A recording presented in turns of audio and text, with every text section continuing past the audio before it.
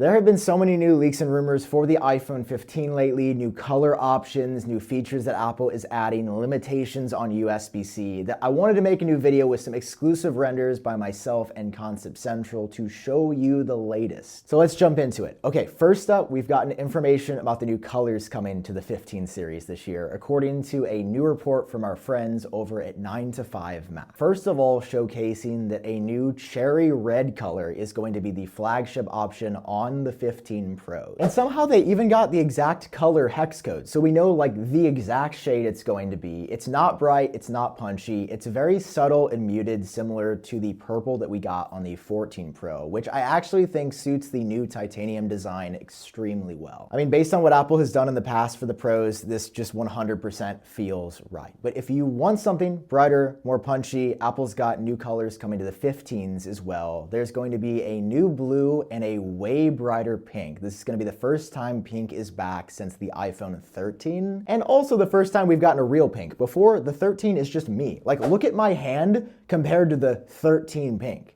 It is the same shade. So I'm way more excited to see a real pink coming later this year, and I think a lot of folks are going to be really into that because the first pink was kind of a dud if you ask me. Next up, I want to take a closer look at the capacitive buttons on the iPhone 15 Pro because we've been hearing about this, but we finally have some more detail as to how they're going to work and look. So rather than Apple having a separate volume up and volume down button like we have on the phones now, it's going to be one unified rocker of sorts that vibrates when you touch it, similar to the home button on an iPhone 7 or an iPhone 8. So it's solid state, no moving parts, no more physical buttons, which should actually help with water resistance. Conversely, that also means that the mute switch is going away. The mute switch is now going to be a mute button that has those same vibration characteristics as every other button on the phone, and you're not going to be able to physically flip a switch like we've been able to on the iPhone since 2007, which is definitely going to be a pretty big change. But as somebody who keeps my phone in silent mode pretty much 24/7, I don't see it being an issue. I think the new touch buttons are going to feel really nice with dedicated Haptic engines basically in each of them. Like, the vibration experience on this phone is going to be why did I have to say vibration experience? That just sounds weird now. I'm just trying to say that the iPhone has had leading vibration response in the industry for years, and I think that's going to extend now to the buttons. That's all I'm trying to say. Let's talk about some real life photos and take a break from the renders really quick because these just keep on coming. We've gotten fresh images of the front display glass now. And in this video specifically, which I believe popped up on the Chinese version of TikTok first, you can really see the bezels on the side of the phone. We had been seeing in the CAD files and the mock-ups what the bezels were going to look like, but for the first time ever, you can just see the razor thin aspect. And we even get a comparison to what looks to be the iPhone 15 Plus front glass, which will have slim bezels similar to the current 14s, but the 15s almost look half as thin, which is an astronomical step forward that I feel like not enough people are talking about. Like, at this point, making it pretty much bezel-less. You really can't go much further than here without it looking weird, and it's the perfectly symmetrical bezels going all the way around the iPhone that make it look so clean.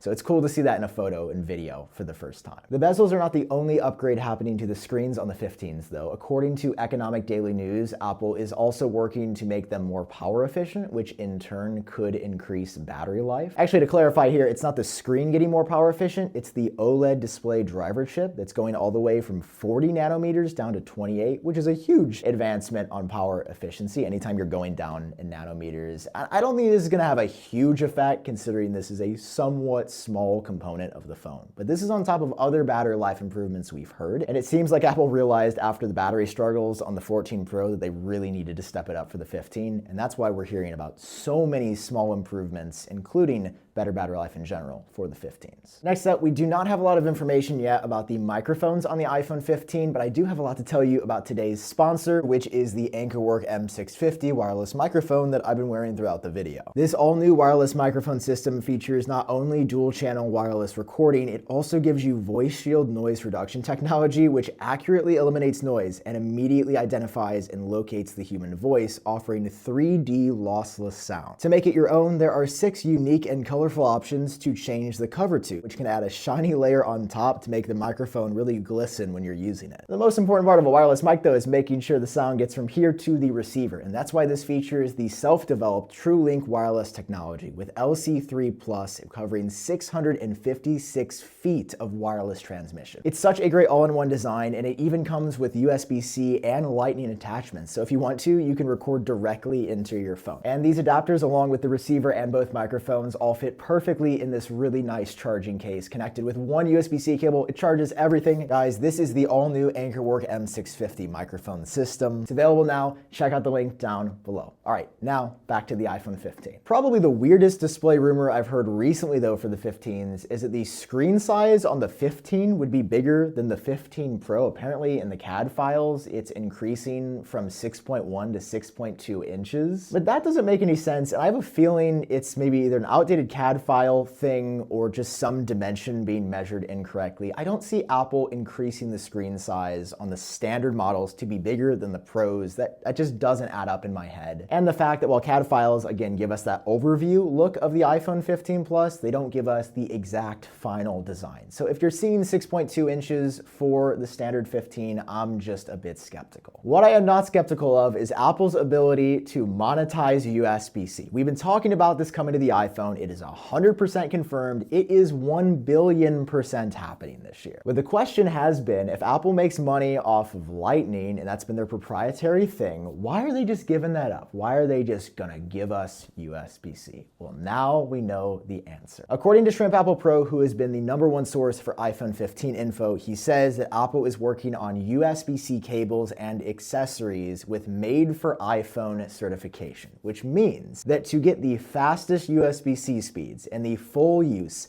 of the USB-C port on an iPhone, you're going to have to buy an Apple-approved cable or a third-party cable that is part of this Made for iPhone program. You'll see this on Lightning cables and accessories right now. Basically, it means that Apple is getting a small cut of all of those sales. Which, let's be real here, considering that they already did that for Lightning, to just do the same thing for USB-C really shouldn't surprise anyone. I've seen some people being outraged by the fact that Apple still wants a cut of the pie here, but that's what they've always done. And listen, I'm not saying I'm exactly pro this, but there is a standard of quality that you get by being a part of this program because Apple is approving the vendors here. So you know you're always going to get a good enough and safe quality USB-C cable by buying through this program that's approved. The one controversial part about this though is that Apple could limit your charging speed with a non-approved cable. So if you buy a cheap USB-C cable, your iPhone might be able to charge not as fast as the others, which is a little dirty. As a little dirty there, guys. Moving on from that, we've known for a while that this is going to be a big camera year for the Pros with the largest size increase we've ever seen, to the point where it actually takes up half the height of the phone. And now, according to a new report from Barclays analysts, we have information that Apple is also upgrading the LiDAR sensor for the first time, which has actually remained unchanged since it was introduced on the iPhone 12 in 2020. The LiDAR sensor being used for augmented reality features as well as low light focus because it shoots out a laser from your phone. It can get the exact distance of things using time of flight technology. Aside from the fact that there is a new LiDAR sensor coming though, it's pretty bare on the details, although Guomin Xi in the past has talked about how Apple could use Sony's new LiDAR sensor, which is more power efficient, which just like the OLED display chip getting more power efficient would increase battery life, this could do the same thing. And I think genuinely all of these small pieces will add up to some meaningful battery improvements this year. And finally, rounding out this report, I know we have talked about so much today. Apple is not going to be bringing the ProMotion 120 Hz technology or the always-on display to the standard 15 or 15 Plus, which should surprise no one. This is a Pro feature set. They want some people to buy the Pro still. If they brought that down on top of Dynamic Island, I genuinely don't know a lot of people who would go up to the Pros. So the standard iPhone 15s will remain 60 Hz yet again. I definitely think in the future we're going to get promotion on them. But now there's just not enough non-tech people that care about promotion, which is fair. So give it to the Pros. I don't think it's necessary on the standard models. Yeah, it's iPhone 15 season if you can't tell. It's been very busy. I will talk to you guys at the next one. I'm just gonna sign out. I feel like I need a little brain break. Thank you guys for watching. Love you so much. I'll see you in the next one. Peace.